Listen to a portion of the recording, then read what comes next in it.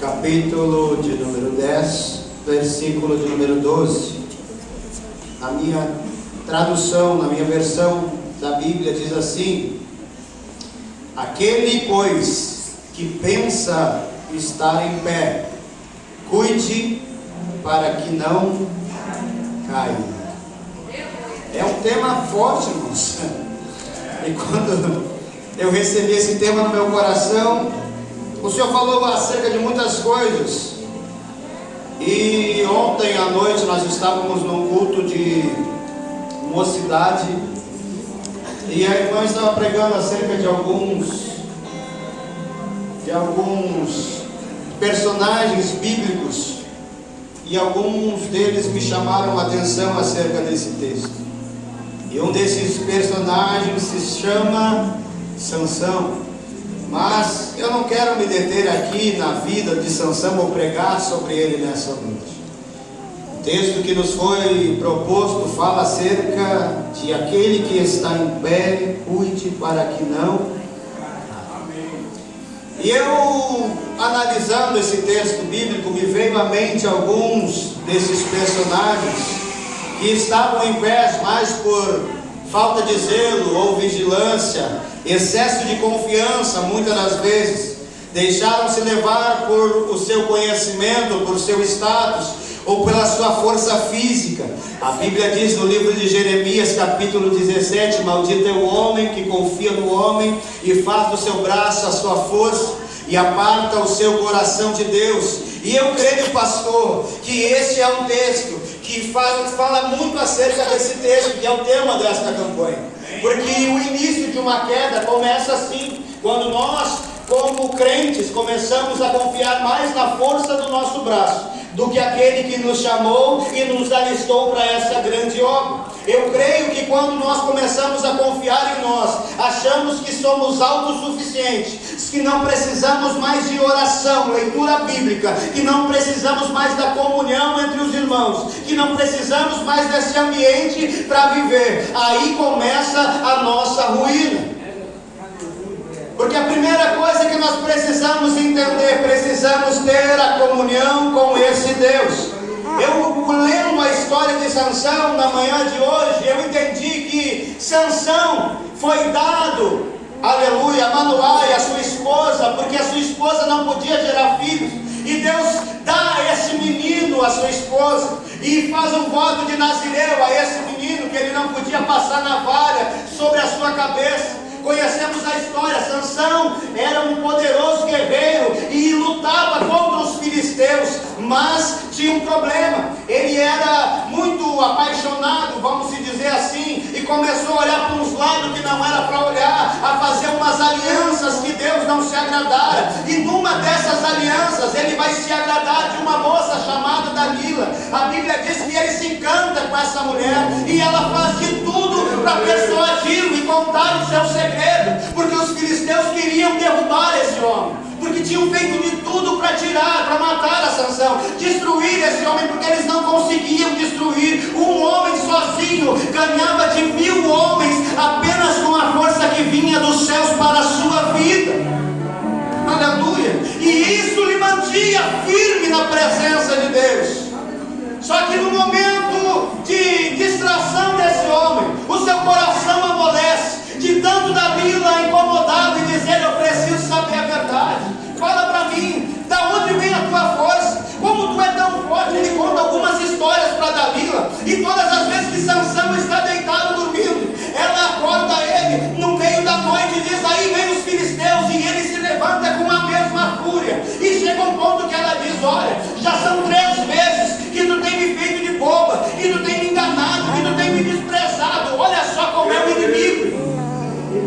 O inimigo, ele vai trabalhando com um sapatinho de algodão, falando manso,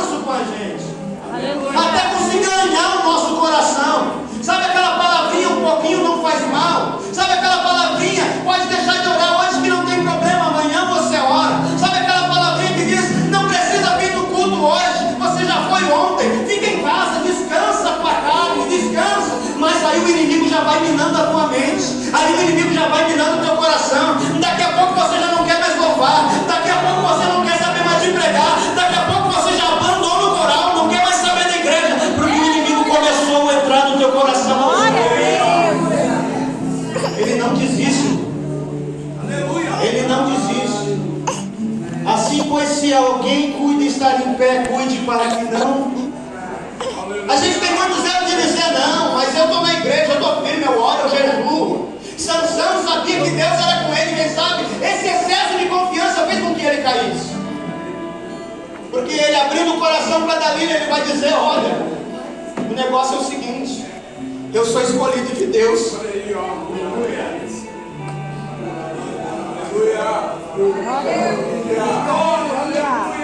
Eu sou escolhido de Deus. A minha mãe fez um voto.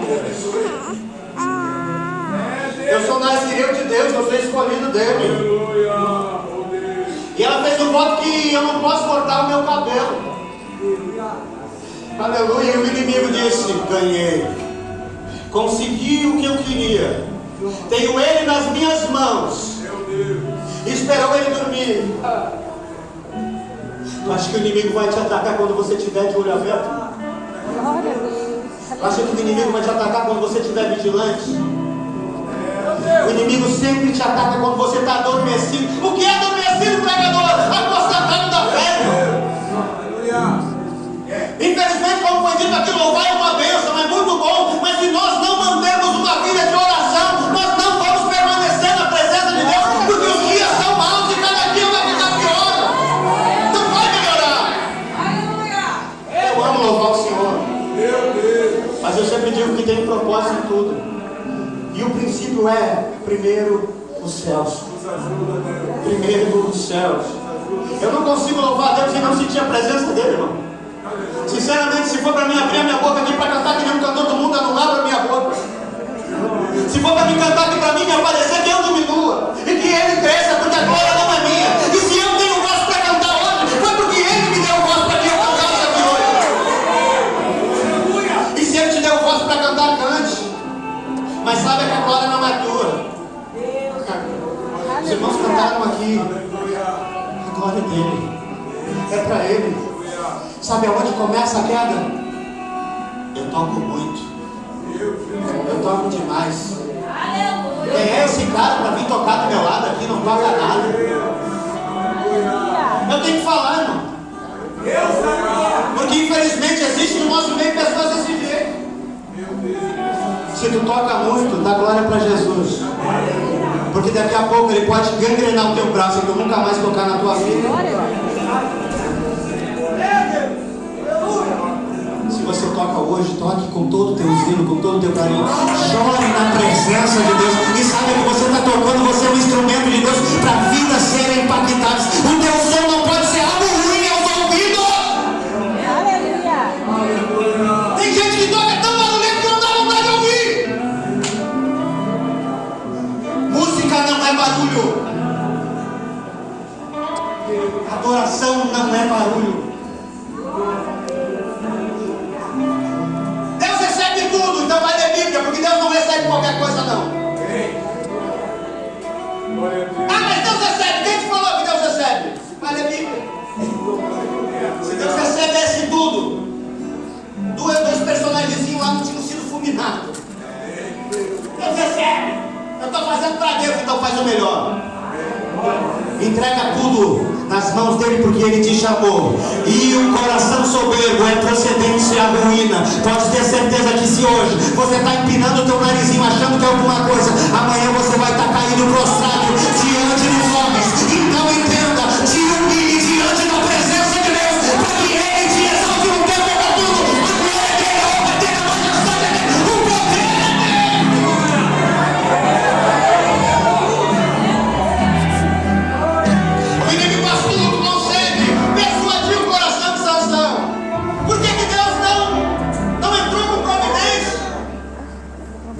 Sansão sabia desde o início.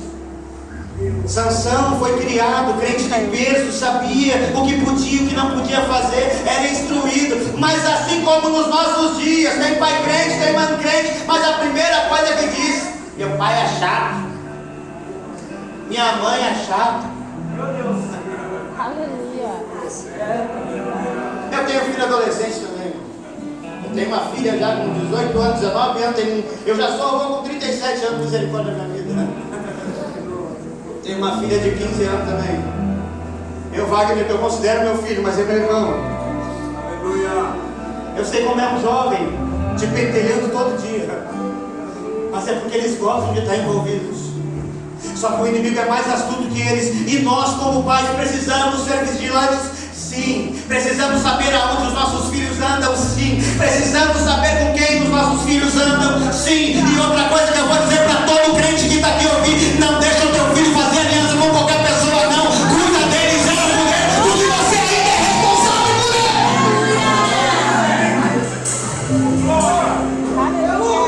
Depois está sofrendo, o filho está desviado. Não, eu vou casar com fulaninho lá do mundo, porque eu vou ganhar ele para Jesus. Não é nada. Mas na igreja é tão difícil arrumar um guerreiro, porque os teus olhos só estão para o lado do mundo. Você tem mais prazer nas coisas do mundo que nas coisas de Deus. Porque se você começar a ter prazer nas coisas de Deus, você vai achar um varão abençoado dentro da casa dele para abençoar a tua vida. Porque o mundo chama mais atenção do que a igreja. Aleluia. A Bíblia diz, irmão, aleluia, que o Deus deste século cegou o entendimento de muitos. Então hoje não tem problema, a gente vai levando aqui e ali, só que a gente vai andando que nem Sansão, irmão. Sansão vai se levantar com as suas tranças cortadas no meio da madrugada, com Dalila dizendo para ele: aí vem os filisteus. E ele vai se levantar: não, mas pode deixar que é comigo.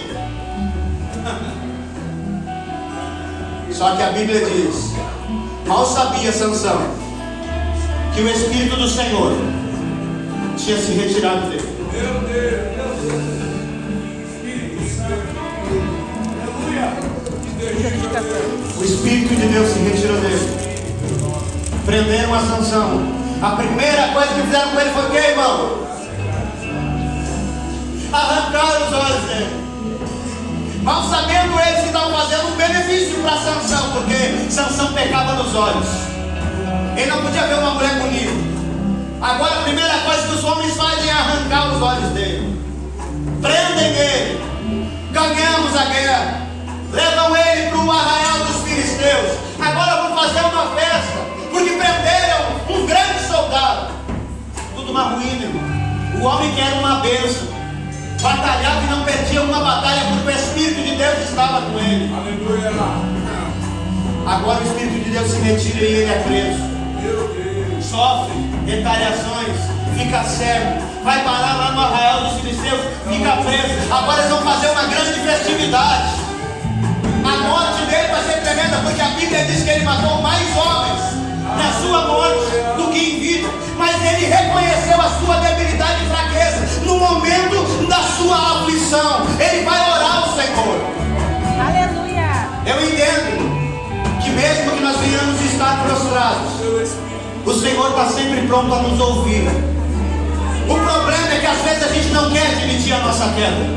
A gente quer continuar andando caído. Eu estou falando para alguém que faz tempo que não sente a presença de Deus aqui. Eu estou falando para alguém que faz tempo que não sabe o que é falar em língua estranha aqui. Eu estou falando para alguém que até vem para o culto, mas está no automático. E o Senhor está te chamando nessa noite. Ei, abre a tua boca e fala com ele, dizendo: eu preciso de ti. Eu preciso da tua presença de qualquer uma vez, porque eu não estou conseguindo mais. Aleluia.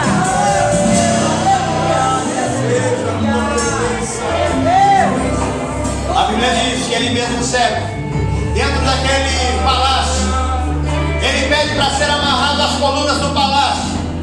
E ali reúne as suas forças. Entenda. Os olhos da fé fazem ele entender que a força de Sansão não vinha apenas dos seus cabelos, mas da sua obediência a Deus. Porque quando ele precisou novamente da sua força, ela estava lá. Porque ele se arrependeu. Ele entendeu que havia um Deus do céu que pelejava por ele quando ele precisava. Mas ele teve que reconhecer a sua fraqueza. Ele teve que reconhecer que era frágil. Ele teve que reconhecer que havia um Deus do céu que era maior do que tudo e todos. Ei, irmão, às vezes nós precisamos reconhecer a nossa queda, que estamos caídos, que estamos fragilizados, para que ele possa nos encher da presença dele.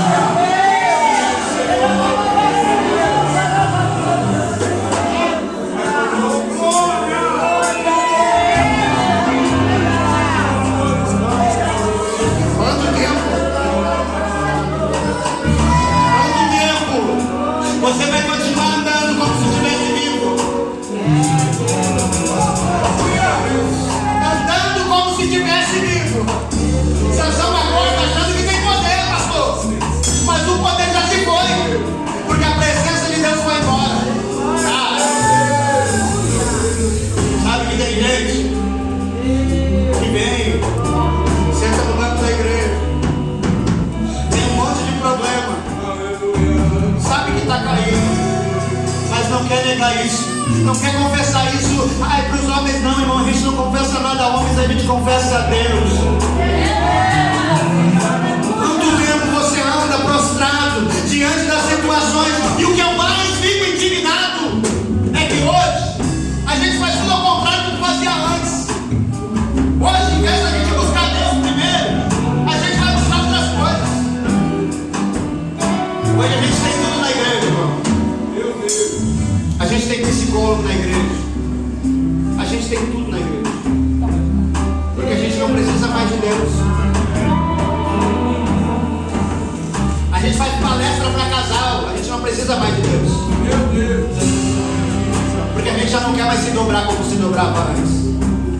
Então é mais fácil fazer uma palestra aonde alguém vai te ensinar como tu tem que ser dentro da tua casa.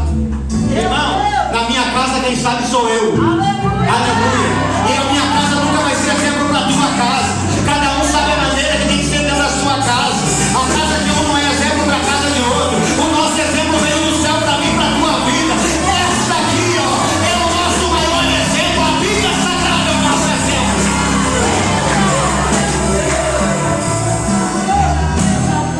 Eu vejo a Bíblia falando sobre Samuel. E Samuel tem glória de Saul. Deus vai olhar para Samuel e vai dizer: Samuel, até quando tu terás dó de Saul, tendo eu o rejeitado? Saul achando que estava com tudo, só que a vida é linda. 1 Samuel 16:14 diz: e o Espírito de Deus se retirou de Saul. Ninguém consegue ficar de pé sem a presença que vem de cima. Não, eu vou repetir para você entender. Ninguém consegue permanecer aonde Deus colocou se não tiver a presença que vem de cima. Aleluia. Vou repetir mais uma vez para você entender. Ninguém fica no lugar onde Deus mandou ficar se a presença dele não estiver.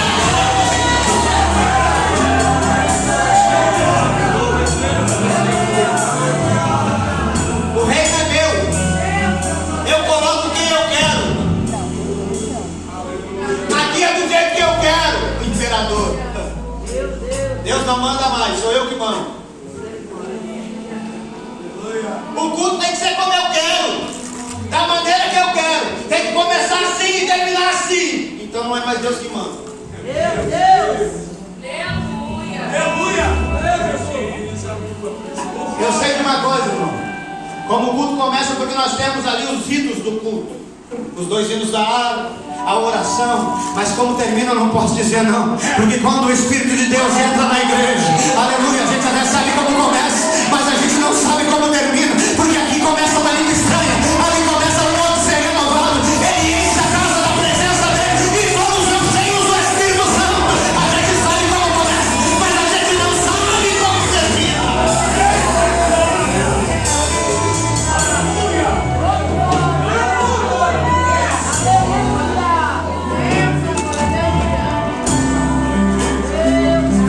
Eu estava sentadinho ali, pastor, olhando para todo mundo e pensando na minha humilde mente, podia ser outro pregando aqui hoje. Por quê? Porque eu não sou prestigiado.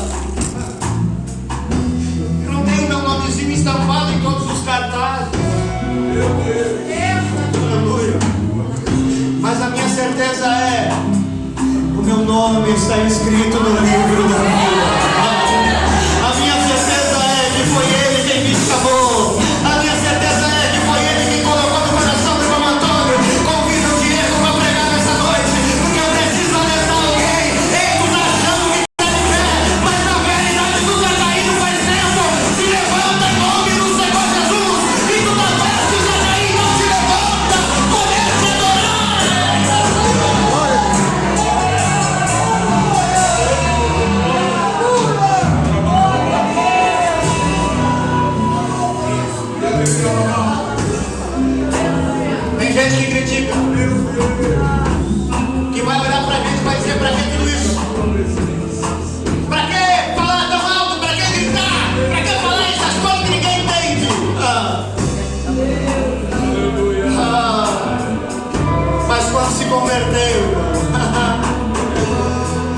Quando aceitou Jesus pela primeira vez, era o primeiro a dar pulinho dentro da igreja.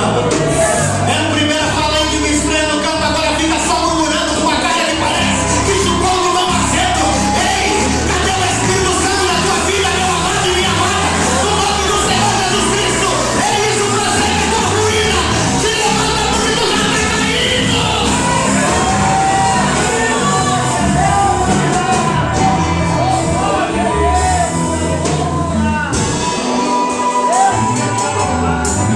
Quando a gente já não se alegra mais com a alegria dos outros, quando a gente não consegue se alegrar com mais nada e murmura por tudo, é porque a gente já está um processo de queda. Mas nessa noite eu te convido a chamar a presença dele para tua vida. Eu entendo que o Espírito Santo é ele que convence, irmão. É o Espírito Santo que convence. Eu, quando cheguei na igreja, eu era cantor de funk lá no mundo, cantava de dupla eu e santo. Eu tinha piercing no nariz, irmão, brinco na orelha, 4 brincos em cada orelha. Louvado seja o nome do Senhor. Tinha um correntão no pescoço, andava de boné, só no sangue do Cordeiro. Ninguém precisou chegar para mim dizendo: tu não pode andar desse jeito, tu não pode andar dessa maneira. Irmão, o Espírito Santo desceu sobre a minha vida. E quando eu comecei a olhar no espelho, eu sabia como tinha que me cortar, eu sabia a maneira que tinha que vestir. Então para de querer a ordem do Espírito e deixa ele dar ordem para você.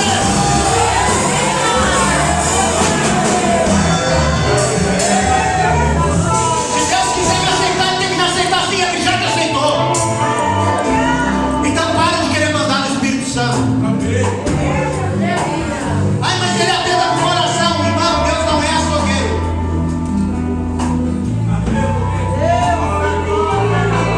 A gente precisa rasgar isso aqui, pastor. Não serve mais para nós. Deus quer de corpo, alma e espírito. 1 Coríntios 3:16 e 6:19 diz: vamos saber vós que sois o templo de Deus e que o Espírito de Deus habita em vós, proveniente de Deus, e não sois de vós mesmos, porque vocês foram com Deus. O teu dono vai requerer o templo, viu? O teu dono vai requerer o templo, viu? Ai, meu corpo, minhas regras, o teu dono vai requerer o templo, viu? Aleluia! Eu estou falando para alguém aqui nessa noite: o teu Deus vai requerer, aleluia, o templo que ele pagou, o nosso preço na cruz do Calvário.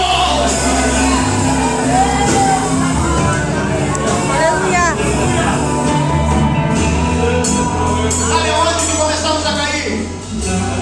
Para me encerrar aqui em nome de Jesus, vou ler um texto. Livro de João, a gente adora. Novo Testamento.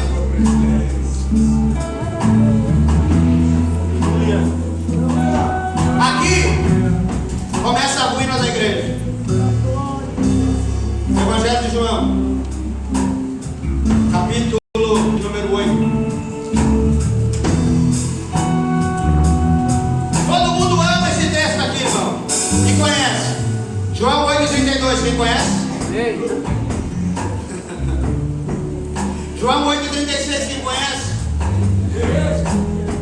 E quem conhece o 37?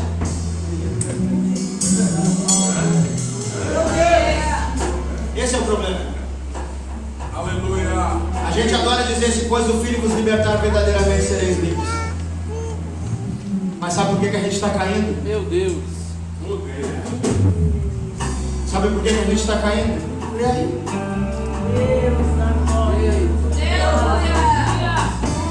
Eu sei que sois semente de Abraão, contudo procurais matar-me, porque a minha palavra não encontra lugar em vós. Meu Deus.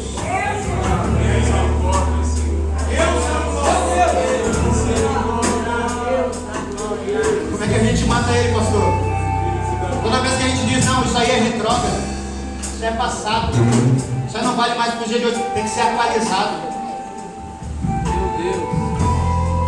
A palavra de Deus não tem mais lugar no nosso coração, irmão.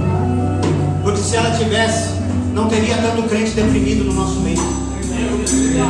Não teria tanto crente com síndrome do pânico no nosso meio.